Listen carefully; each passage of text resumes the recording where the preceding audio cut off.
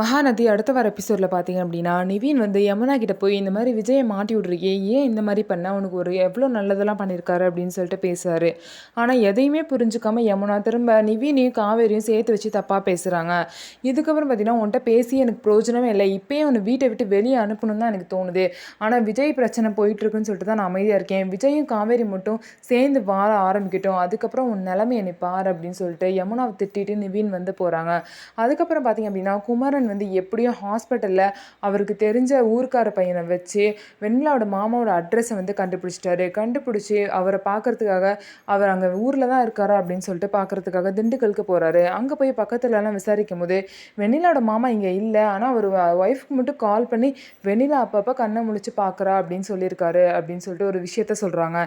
இந்த விஷயத்த பார்த்தீங்கன்னா குமரன் காவேரிக்கு கால் பண்ணி சொல்கிறாங்க. காவேரி பார்த்தீங்க அப்படின்னா வெண்ணிலாவை பார்க்கறதுக்காக ஹாஸ்பிட்டல் போகிறாங்க. அங்கே போலீஸ் இருக்கனால பார்க்க முடியாமல் நிற்கிறாங்க. இன்னொரு சைடு வந்து நிவின் வந்து எப்படியாவது வந்து நம்ம பசுபதி இருக்கிறத தெரிஞ்சுக்கணும்னு சொல்லிட்டு அவரும் ட்ரை பண்ணுறாரு. அதனால ராகினியை ரெஸ்டாரண்ட் கூப்பிட்டு திரும்ப வந்து நார்மலாக பேசிகிட்டு இருக்காங்க.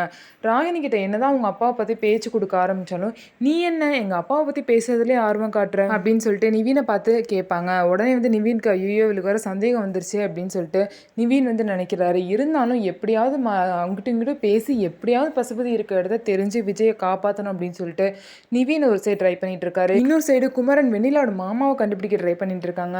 இன்னொரு சைடு வந்து காவேரியும் வெண்ணிலா கிட்ட பேச ட்ரை பண்ணிட்டு இருக்காங்க.